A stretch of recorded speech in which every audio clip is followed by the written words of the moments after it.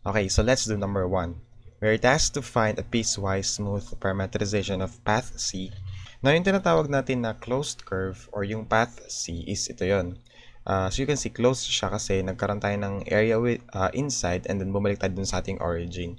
So technically, yung first path natin is ito, the parabola, and then we move dun sa papuntang left via the horizontal line, and then bumaba tayo balik dun sa ating origin. So basically we call this the closed curve or simply the path, no? And then to do the piecewise smooth parameterization, remember a piecewise function is a function na meron tayong mga sub-functions pa, and then meron silang different intervals. So you have to think of this na when you have a piecewise function, let's have a review muna. For example, this is my piecewise function. Okay, so halimbawa ito yung piecewise function ko, no? And let's say a general expression of a piecewise function will be f of x, and then meron siyang, let's say, sub-functions na g of x, h of x, and then let's say I of x. So basically, itong g of x, h of x, and then I of x, galing sila dito. So kaya tatlo yan kasi ito yung una. So kita nyo naman yung mga points, diba? So tatlo sila, 1, 2, and then 3. So basically, kung halimbawa, this is 1, and this is, let's say, 3, then ito is, let's say, 5, and then this one is 7. So the intervals would be that we have 1 greater than x greater than 3, and the next would be 3 greater than x greater than 5, and then 5 is less than, which is of course x greater than 5, and then less than 7. So basically, ganyan yung itsura natin mga piecewise function, and we have to make sure na we do a smooth parameterization in the same way na ganito yung ating piecewise function. So you might be noticing na as we move dun sa ating domain na 1 to 7, so pataas din ang pataas ang ating interval, and then meron tayong points ito na parehas, pero technically we're just increasing from 1 to 7. So ganun yung ating piecewise function, and then that is our goal to have it here, pero hindi siya piecewise function gusto hanapin, kundi parameterization ng path C, which is something like gagawa tayo ng parametric equation in terms of t. So yun yung ating gawing variable. So unahin natin itong first path natin, which is starting from 0 to 2, which is a parabola, y is equal to x squared. So the easiest way to do this is to have your x and y columns dito, and then this is the interval, okay?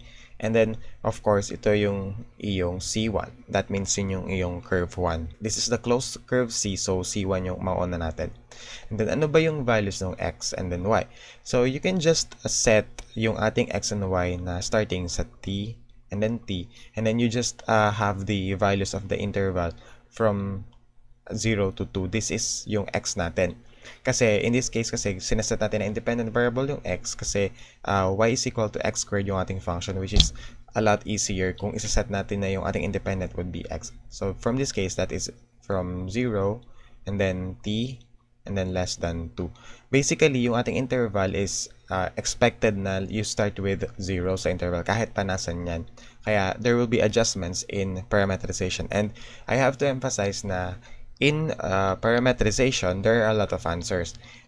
My answer may not be the same as yours in the piecewise smooth parameterization kasi it depends on your perspective kung paano mo siya titingnan. That's why the adjustment is very general, so you can do your own adjustments in the values. So ito, as you can see, yung x and y natin, hindi sila nagtatali kasi for every value of x, ano ba yung y mo dapat? Diba sabi dito, y is equal to x squared, so therefore, they should be t squared. This is your first parameterization for C1. X would be t, and then y is equal to t squared. So with the interval from 0 to 2. And you have to make sure na you check this. So if t is equal to 0, so yung x mo magiging 0, and then yung y mo would be 0. So that would be correct. And then if t is equal to 2, your x would be 2, and then your y is equal to 4, which is also correct in this curve 1. So we move forward with curve 2. So ano ba yung magiging x natin and then y? So basically, you can see here na yung ating y is always 4. So you can just write 4 dito. So yun na yun. Pero yung interval muna na gagamitin natin, so since nag-start pa tayo, so you can just write t muna dito, and then yung interval natin is from 0 to 2. So from 0 to 2. Okay. Now, this is the tricky part here. kung mapapansin natin, the movement of the line is from right going to left. So whenever the movement of your line is like that, you have to make sure na you use the negative value of t. So with this, you use negative, pero you have to make sure na you also make the intervals negative. So kung gagawin mo naman itong negative, so mababaliktad tong ating interval. That would be negative 2 and then from t and 0. So syempre yung 0, 0 lang yun. So itong 4, hindi mo na siya gagalawin kasi fixed na yan, constant na yan. So dun lang tayo sa interval at saka dun sa merong t. Okay. So after nun, you have to check if it tallies with our expression. So kapag ang ating t is equal to negative 2, so that becomes positive 2, which is 4. And then if it's 0, then 0 then, and then 4. So tama naman siya. Okay na tong parameterization na to. But the point here is that as we can see from this interval, we started with 0 and ended up with 2. Pero syempre, sabi natin sa pinaka-best expression natin piecewise function, it should be parang continuous. So, from 0 to 2, it should be increasing in the interval. So, with this, I will be adding a value that is equal to, ano ba yung value na dapat natin i-add dito sa bawat interval para magkaroon tayo ng lower limit sa interval natin na positive 2. Kasi yun yung goal natin eh. This 2 should be the next lower limit of the second interval. So, from this, I can add 4 on both sides. Okay? 4 on both sides kasi 4 minus 2 would be 2. So, yun. So, with this, I'll be adding 4. So, that's 4 minus t. And then this becomes positive 2. And then this becomes positive 4. Okay? So, with this, we have shifted the parametric equation in 4 minus t with the interval considering na meron tayong lower nito, which is 2. Na upper nung kaninang interval, yung C1 natin. So, let's check. So, you have to always check your parametric equation for each curve. Kasi baka mali na yan, di ba? So, if the value is 2, then your x would be 4 minus 2, which is positive 2. And that is correct kasi kung x is equal to 2, the value is still 4.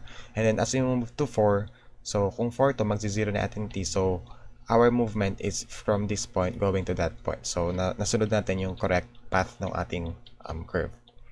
And then, let's have C3.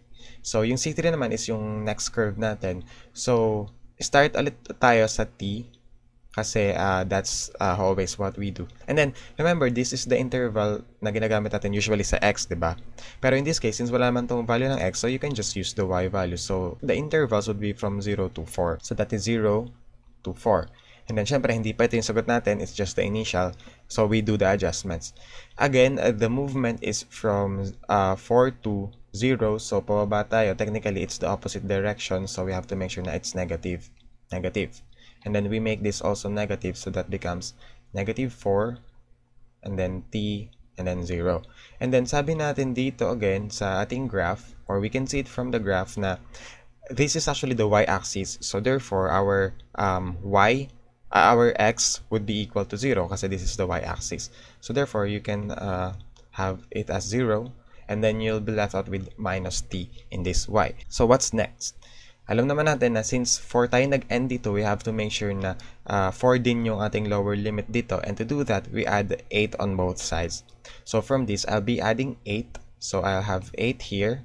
And then this becomes positive 4. And then the upper limit or the upper value of the interval would be positive 8 in this case. So let's check if t is equal to 4, x is still 0, and then yung y mo would be positive 4. So ito yon.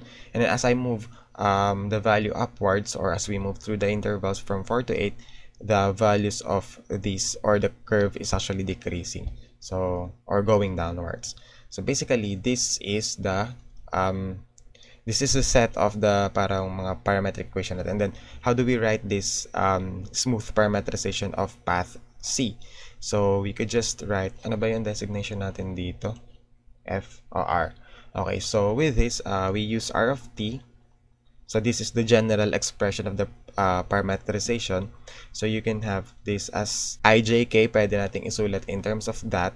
So, we have TI and then plus t squared j from the intervals 0, t, and then 2.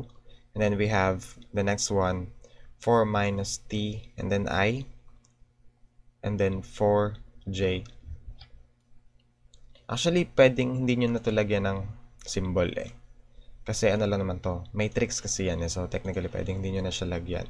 So, t squared j, and then the interval is 2, and then t, 4, and then finally, we have 0, and then, or you can just leave it as blank. Pwede rin yun. So, 4, and then t, 8. Okay, so this is the smooth parameterization of path C in terms of R of t. So, ito yung ating mga I direction nasa X yan, and then yung J natin yung nasa Y natin direction. And this is the interval. Now, you might be thinking, bakit iba yung sagot ko dito at in this case? So, sabi ko nga, parameterization depends on the perspective of the person doing it. So, basically, ang pinaka-general natin na procedure is this one, yung saset muna sa t and then you make the adjustment based on the interval. Pero, when it comes to, nakakita na agad kayo ng equation, let's say this one, ginawa niya is y of t is equal to 4t. So, pwede naman if the interval is 0 to t and then less than 1. Kasi if you would be substituting this, makukuha mo yung value. So, technically, any equation or any sub-equation ng ating parametric equation na kapag sinubstitute mo ng value ay tama naman, so that's still correct. But the point here na I want to emphasize that sa mga piecewise function, it is the best option or the best solution to make the interval in a manner na increasing siya from 0 to 8. So dito, kung makikita natin, 0 to 2, 2 to 4, 4 to 8. So, nasunod natin yung general concept ng piecewise function na yung interval natin is from the lowest value to the highest value. Unlike this one na, it started with 0 and then end up with 2. So, nasunod naman niya sa 2 to 4, but it went back to 0 to 1. So, ito yung sinasabi ko na hindi siya ganon ka-restricting dun sa point na sinunod niya yung increasing values of the interval, but still correct. But my point is, this is the best solution that you can give kasi nag-i-increase tayo ng values from 0 to 8 from on the interval, not in this case na bumalik ulit tayo sa 0. But I'm not saying that this is wrong. Kaya ako nga din nilagay dito eh. Pero I just want to show you na this is the best solution. Kaya tayo nagkakaroon ng ganitong discussion. Now, kapag sinunod mo yung interval, something like this na increasing, you would be also following the movement of the curve.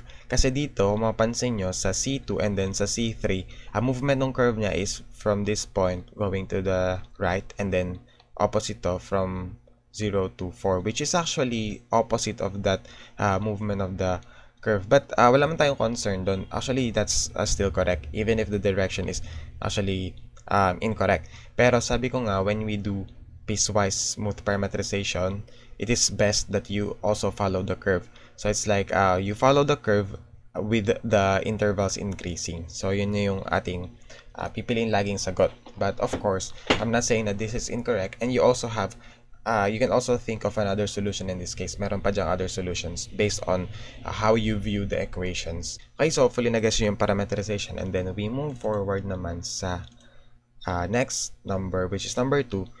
We're given with a scalar function f is equal to x e raised to negative y, and these are the expressions of x and y. And we need to find the area bounded by the region traced from t is equal to 0 to t is equal to 3 pi over 4. So technically, if you have this equation, kung babalik tayo sa discussion ng ating line integrals, so the line integrals of a vector field, so ito yon, we have this f dr is equal to f tds, which is actually equal to f of whatever is the function in terms of t times r prime of t dt. And then kung yung ating FTDS naman is gagawin natin na in terms of the line integrals na scalar or in terms of xy, and this is the expression of our line integral. So we have f in terms of t, and then that is the square root of the derivatives of each squared derivative of each term. So from that concept, we can solve for this if we're given with a scalar function. Let's start having the expression muna.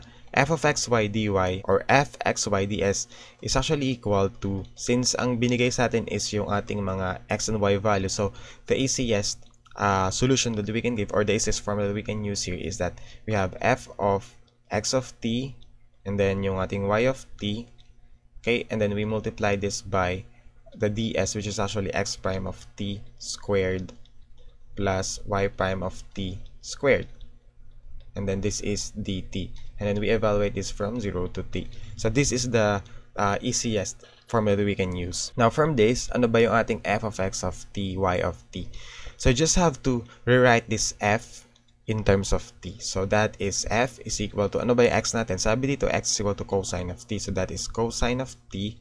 And then e raised to negative y. So, y is sine t. So, negative sine t.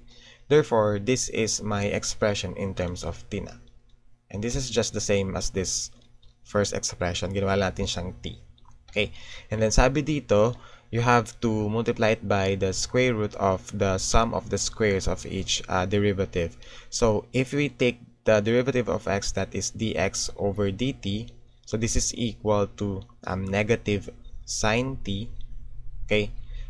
And then, therefore, the square of this derivative would be equal to, so dx over dt squared is equal to sine squared t.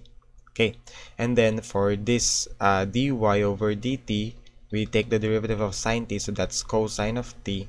So therefore, the square of the derivative of cosine would be cosine squared t. Okay, and then we write this general expression. So from that, the expression would be from 0 to 3 pi over 4. And then ano ba yung ating expression? Sabi natin, we have cosine t. So cosine t e raised to negative sine t. And then we multiply this by the square root of the square. So sine squared t plus cosine squared t dt. Okay, and then we integrate this expression. Pwede naman natin siyang ituloy. So, 3 pi over 4. And then what is sine squared t plus cosine squared t? So, that's 1. So, we're left out with cosine of t e raised to negative sine t dt. We can let u equal to sine t. So, therefore, du would be equal to cosine of t dt. So, therefore, we can say na this is e raised to negative u. And then, du. So, therefore, the answer here would be ano ba tong derivative or antiderivative nito? So this becomes negative e raised to negative u from 0 to 3 pi over 4, or simply negative e raised to negative sine t from 0 to 3 pi over 4.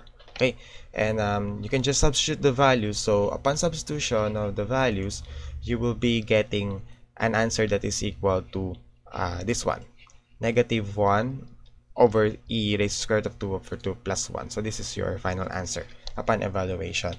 Now, ito, paki-correct na lang, this should be positive. So hopefully nag-gets nyo yung concept. Yun yung paghanap natin ng line integrals when we're given with a function in terms of x, y, and then yung x natin is my corresponding values in terms of t, and then yung region is traced from the parametric values for t, lower limit and upper limit. So, ganun na siya kasimple.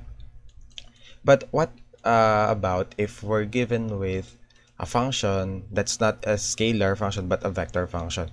So, technically, ang binigay na sa atin is parameterized equation in terms of the vector function, t squared and then I hat plus t plus 3j hat minus k.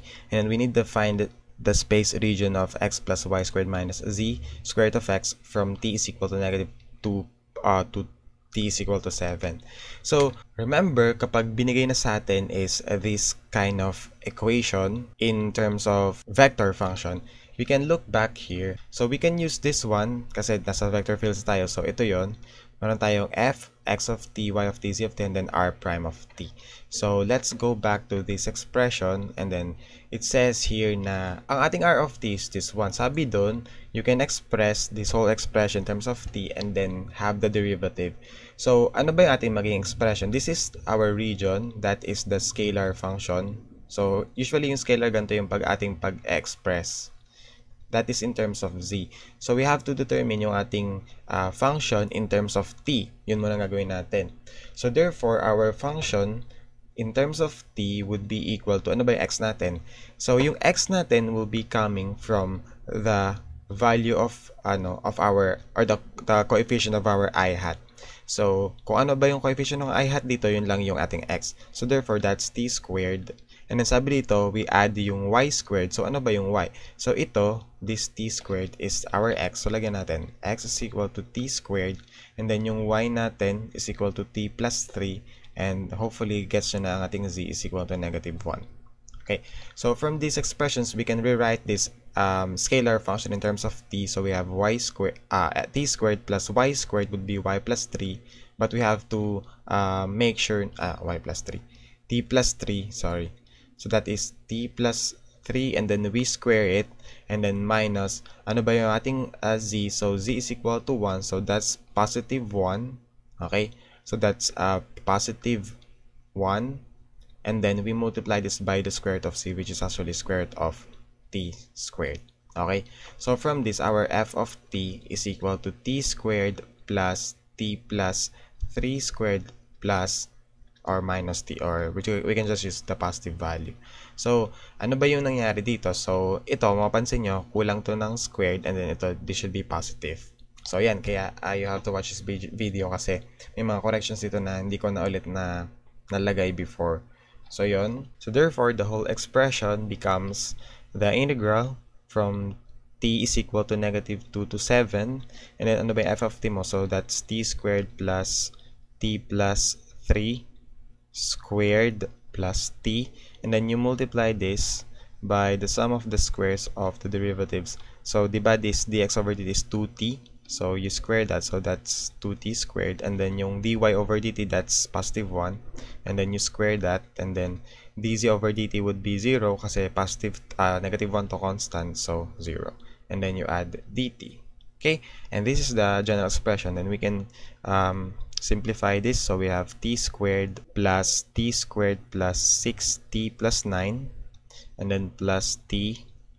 And then, we can multiply this by 4t squared plus 1 and then close dt. Simplifying further, we could have 2t squared.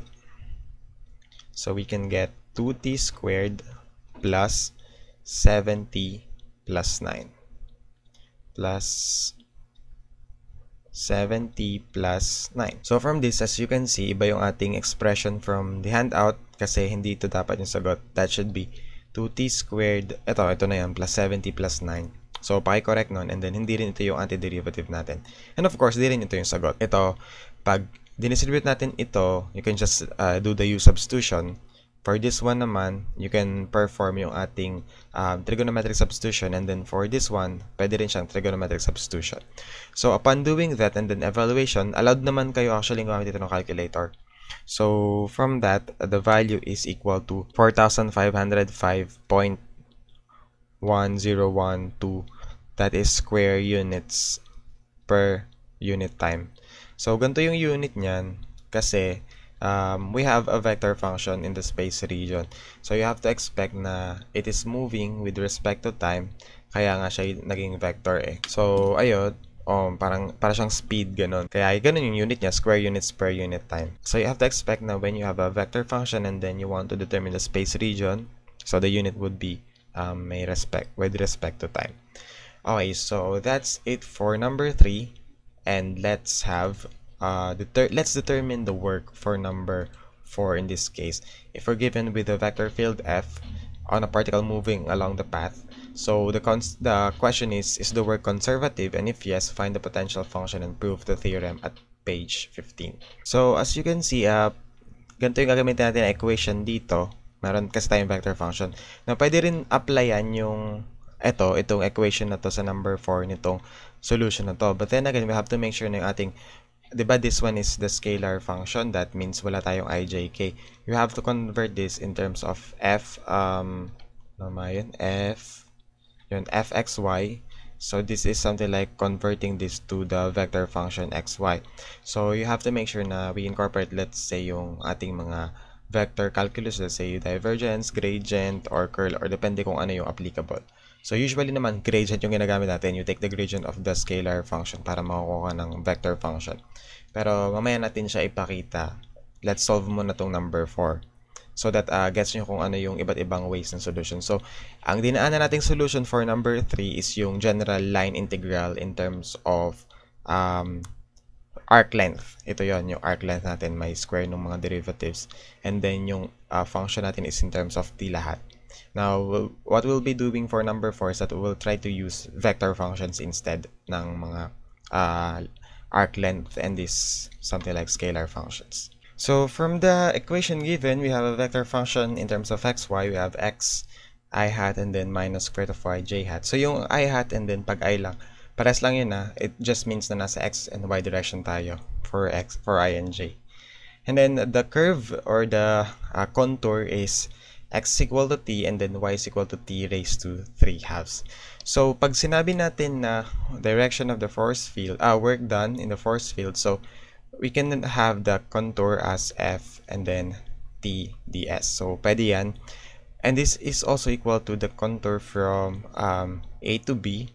And then you have this f in terms of x of t and then y of t and then z of t, and then you have a dot product of the derivative of t. So this is how we solve for the work function of a moving force field. So again, yung dot product, so mamaya ko explain kung paano siya ginagawa when you have two vectors and then you want to determine the dot product. But let's just evaluate muna yung mga kailangan natin dito. So sabi dito, f should be in terms of x of t, y of t, and then z of t. But of course, itong f natin is a vector function. So you have to make sure na itong x natin is in terms of t at itong y na to. So therefore, our f in terms of t would be equal to ti, okay, and then minus the square root of t raised to 3 halves. So that's square root of t raised to 3 halves j. So therefore, f of t, the vector function is ti minus, this is raised to 1 half, so this becomes t raised to 3/4 and then j hat. Okay, so this is our f of t, and then we have to determine the derivative of our r. Now, ano ba yung ating r of t? So, ang r of t naman is just simply writing yung ating expression in terms of xi and then j. So, parang ang r of t natin in general is usually just xi plus yj plus z k. So, ganyan lang yung ating r of t expression. So, our r of t would simply be equal to ti plus t raised to 3 halves j and then 0k. So, ito yung ating magiging r of t, and then the derivative of our r of t would simply be equal to, that is equal to t, or just 1, kasi t, derivative of t is just 1, so I hat, and then plus 3 halves t raised to 3 halves minus 1, so that's positive 1 half j hat. So, therefore, the expression becomes the integral from, ano ba yung ating magiging limit? So, you can go back to the figure, and then as you can see, we have already let t as our x, so therefore we can use the values of x as our interval in this case, so that's 0 to positive 4. So we can use 0 to 4 as our intervals or limits of integration, so 0 to 4, and then ano ba yung ating expression for this case? So that is just simply f of t, that's ti hat minus t raised to 3/4 j hat, and then we multiply this using dot product with r prime of t. So, ito hindi lang siya, ibig sabihin multiply hat, that's dot product kasi we're considering vectors here. So, I hat, and then plus 3 halves t raised to 1 half j hat, and dt. Okay, so how do we perform naman yung ating tinatawag na dot product? So, pag meron tayong dot product na vector, let's say we have a, b, c, and then you want to take the dot product of this, let's say, D, E, F. Let's say ganyan. So, the dot product would just simply be equal to A times D plus B times E plus F times C. So, ito lang yung maging dot product. That means na, ang mangyayari lang dyan is i-multiply lang natin yung constant, yung coefficients ng ating mga directions dito, and then that's just our answer. So, that is from 0 to 4, and then, ano ba yung magiging multiplier natin? So, T times 1 would be T. Okay, so that's T, and then t raised to 3/4 times 3 halves t raised to 1 half would be negative 3 halves t raised to 3/4 plus 1 half, which gives us 5/4 lang. And then dt. So, ganun lang yung ating maging expression. From the vector quantities that we have, we were able to obtain a scalar function. And that this is the scalar function in terms of t. Now, you might be thinking, what if nilagay natin yung ating I squared? Or in this case, meron din tayong j squared. So, di ba kasi pag minultiply natin maging ganyan.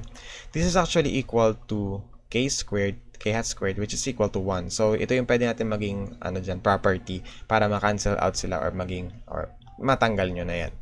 So, technically, that's it. And then, we can now proceed with integration. So we just have here t squared over 2 and then minus 3 halves times, ano ba to?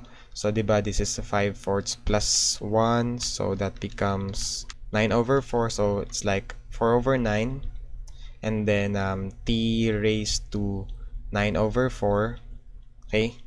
So from that, we can now integrate from 0 to 4, and then this should give you an answer that's equal to, so ayun, negative 7.0849. So we have negative 7.0849, and then the unit is work units, so that's work units.